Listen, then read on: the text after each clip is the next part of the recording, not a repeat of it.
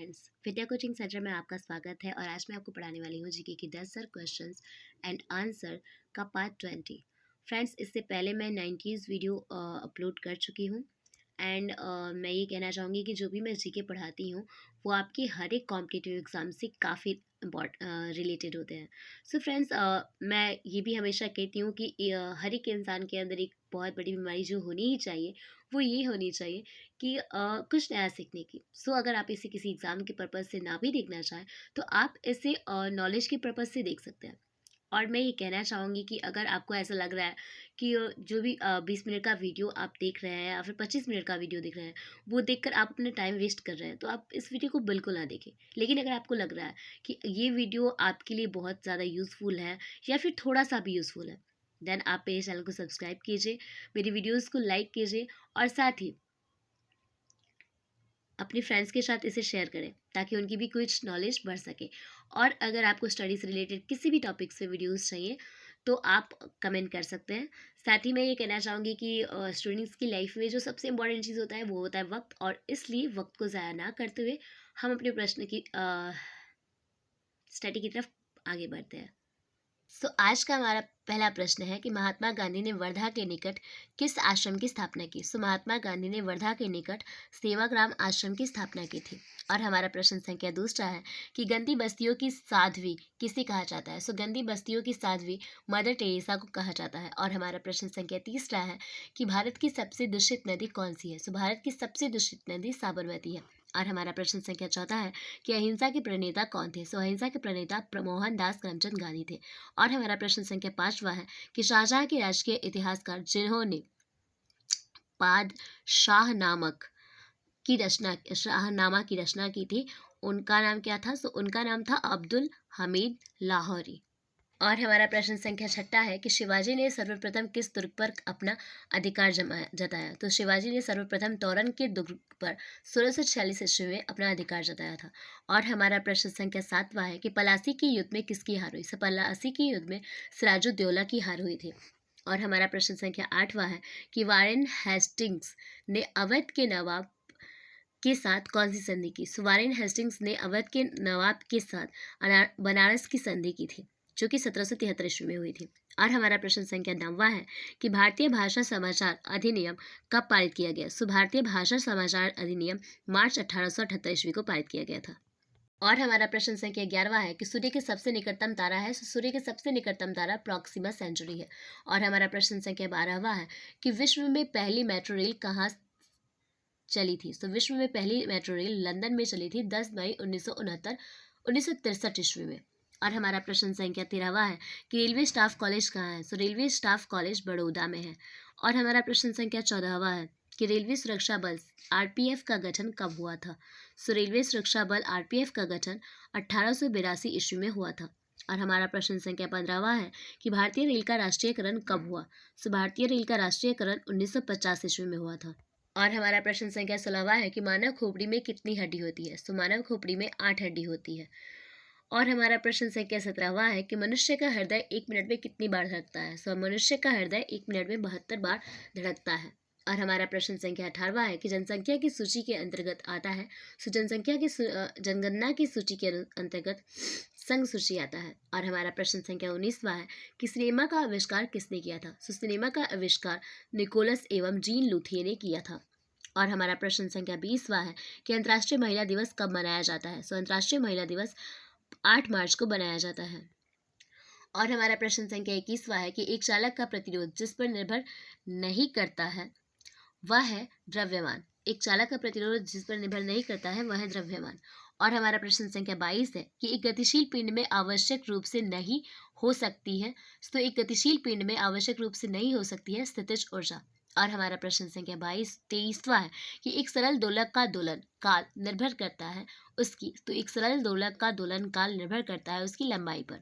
और हमारा प्रश्न संख्या 24वां है कि एक दोलक घड़ी एक एलिवेटर में रखी है और घड़ी तेज चलने लगेगी जब एलिवेटर ऊपर की ओर त्वरित होगा तो घड़ी तेज चलने लगेगी। और हमारा प्रश्न संख्या 25वां है कि प्रकाश इकाई है। प्रकाश इकाई है दूरी का। और हमारा प्रश्न संख्या 26वां है कि हमारी अपनी आकाशगंगा द मिल्की वे है। हमारी अपनी आकाशगंगा द मिल्की वे है आकार में सर्पिल। और हमारा प्रश्न संख्या 27वां है कि सूर्य की सतह का तापमान है लगभग, तो सूर्य की सतह का तापमान लगभग 6000 डिग्री सेल्सियस होता है। और हमारा प्रश्न संख्या 28 है कि एक प्रोटोस्टार हाइड्रोजन और कुछ हीलियम का उच्च संघनित बादल है। और हमारा प्रश्न संख्या 29 है कि ग्रहों में सबसे अधिकतम ताप किसका है। ग्रहों में सबसे अधिकतम ताप बुध का है। और हमारा प्रश्न संख्या 30 है कि ग्रहों में सूर्य से सबसे अधिक दूरी पर कौन सा ग्रह है। ग्रहों में सूर्य से सबसे अधिक दूरी पर प्लूटो ग्रह है। और हमारा प्रश्न संख्या 31 है कि लकड़ी से कोयला बनने की धीमी रासायनिक प्रक्रिया कहलाती है। लकड़ी से कोयला बनने की धीमी रासायनिक प्रक्रिया कहलाती है अपघटन। और हमारा प्रश्न संख्या 32 है कि कोयले के प्रकारों में से किसमें कार्बन की अधिकतम प्रतिशतता होती है। कोयले के प्रकारों में से एंथ्रेसाइट में अधिकतम प्रतिशतता होती है कार्बन की। और हमारा प्रश्न संख्या 33 है कि पेट्रोल की मांग पूरी करने के लिए पेट्रोलियम में कुछ उच्च क्वथनांक वाले हिस्से का जिस प्रक्रिया द्वारा पेट्रोल में परिवर्तित किया जाता है वह क्रिया भंजन होता है। और हमारा प्रश्न संख्या 34 है कि किसमें अधिक कार्बोहाइड्रेट होता है। आलू में अधिक कार्बोहाइड्रेट होता है। और हमारा प्रश्न संख्या 35 है कि रक्त के साधारण थक्के बनने और रक्तस्राव रोकने के लिए आवश्यक विटामिन है। रक्त के साधारण थक्के बनने और रक्तस्राव को रोकने के लिए आवश्यक विटामिन के होता है। और हमारा प्रश्न संख्या 36 है कि विटामिन ए की कमी से कौन सी बीमारी होती है। विटामिन ए की कमी से कमजोर दृष्टि की बीमारी होती है। और हमारा प्रश्न संख्या 37 है कि क्या आर्सेनिक एक धातु नहीं है। नहीं, आर्सेनिक एक धातु नहीं है। और हमारा प्रश्न संख्या 38 है कि पीतल एक मिश्रण धातु है। पीतल एक मिश्रण धातु है तांबे और जस्ते का। और हमारा प्रश्न संख्या 39 है कि लोहे का अयस्क है। लोहे का अयस्क मैग्नेटाइट होता है।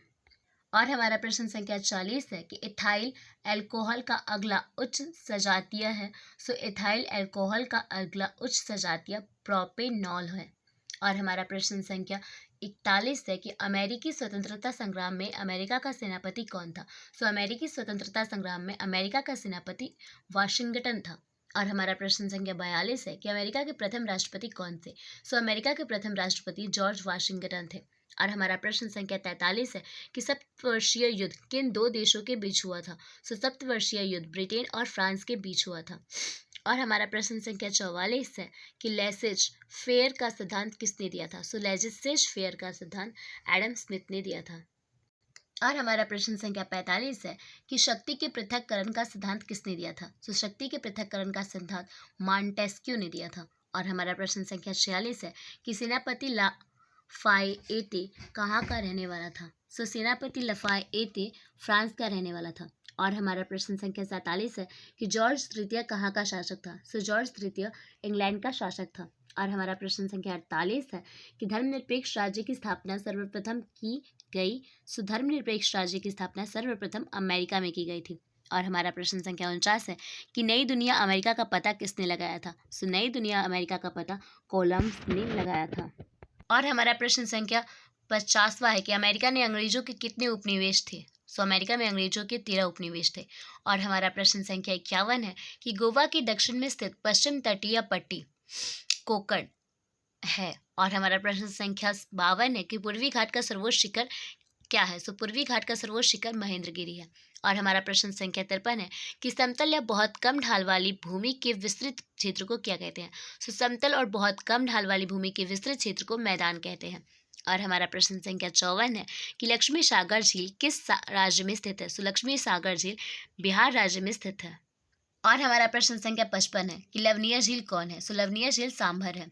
और हमारा प्रश्न संख्या 56 है कि गंगा नदी पर गांधी सेतु किस शहर के निकट अवस्थित है। गंगा नदी पर गांधी सेतु पटना शहर के निकट अवस्थित है।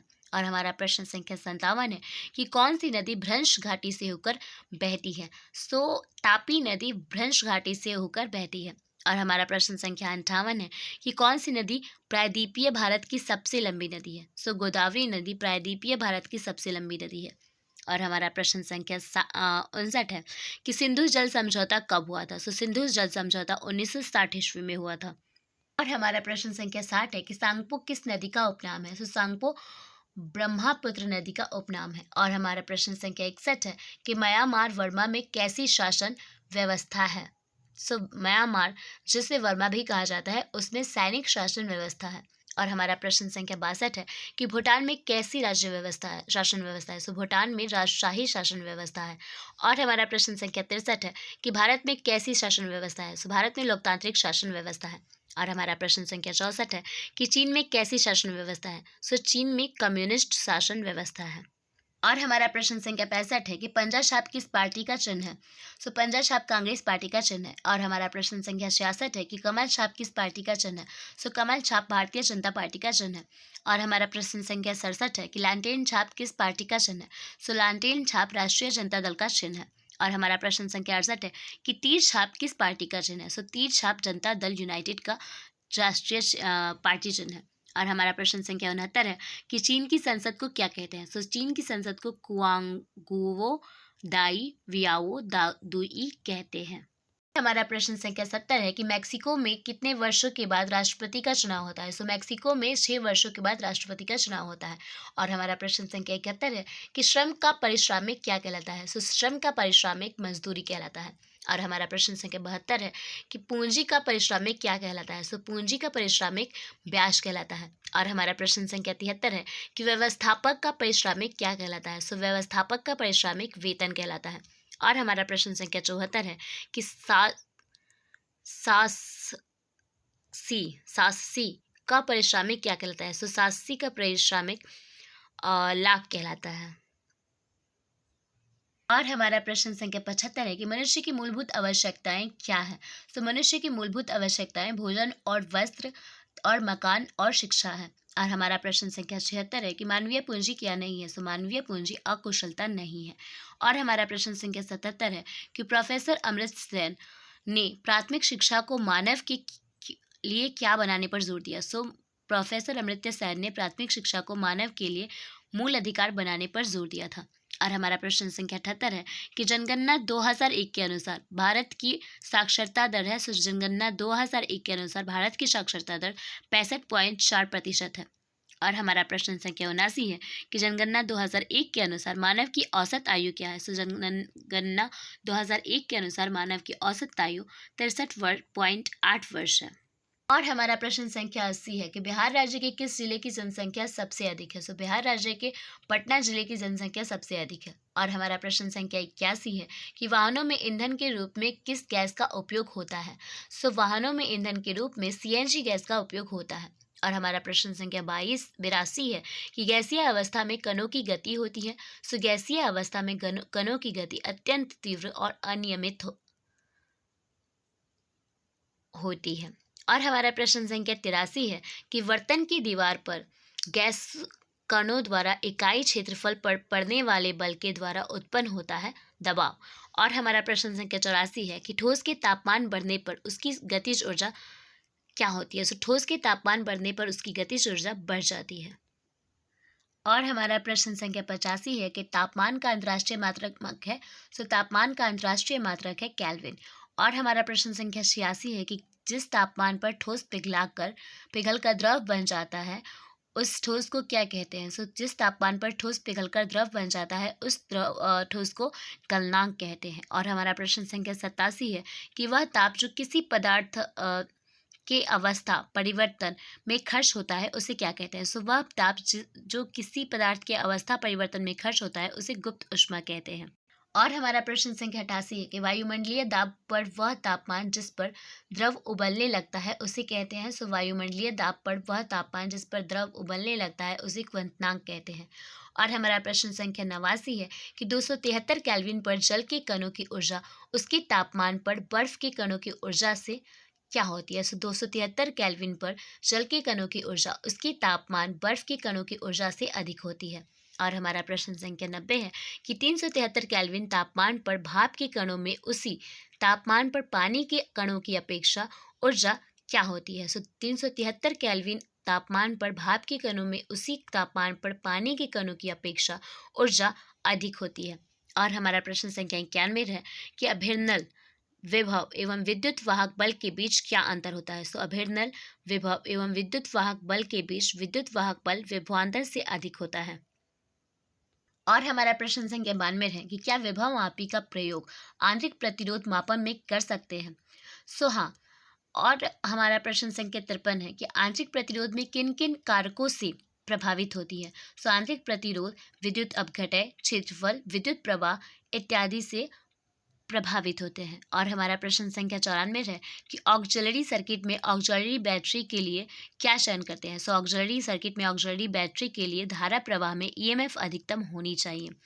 और हमारा प्रश्न संख्या 95 है कि पोटेंशियोमीटर की संवेदनशीलता से क्या समझते हैं। सो पोटेंशियोमीटर की संवेदनशीलता से अल्पमत विभवांतर को माप सकते हैं। पोटेंशियोमीटर की संवेदनशीलता से क्या समझते हैं। सो अल्पमत विभवांतर को माप सके। हमारा प्रश्न संख्या 96 है कि पोटेंशियोमीटर की संवेदनशीलता को कैसे बढ़ाई जा सकती है। सो पोटेंशियोमीटर की संवेदनशीलता को पोटेंशियो ग्रेडिएंट को हटाकर बढ़ाया जा सकता है। और हमारा प्रश्न संख्या 97 है कि पोटेंशियो ग्रेडिएंट को कैसे हटाया जा सकता है। सो पोटेंशियो ग्रेडिएंट को तार की लंबाई को बढ़ाकर घटाया जा सकता है। और हमारा प्रश्न संख्या 98 है कि यदि दो पोटेंशियोमीटर तार का पोटेंशियल ग्रेडिएंट मान अलग अलग हो तो कौन सा ज़्यादा संवेदनशील होगा। सो जिसका पोटेंशियल ग्रेडिएंट मान कम होगा वह ज़्यादा संवेदनशील होगा। और हमारा प्रश्न संख्या 99 है कि मुख्य सर्किट में रियोस्टेट का उपयोग क्यों करते हैं। सो मुख्य सर्किट में रियोस्टेट का उपयोग वह व्यवस्थापन में उपयोग होता है। और हमारा प्रश्न संख्या 100 है कि रियोस्टेट द्वारा ही व्यवस्थापन क्यों करते हैं। सो ताकि माप में शुद्धता आ सके।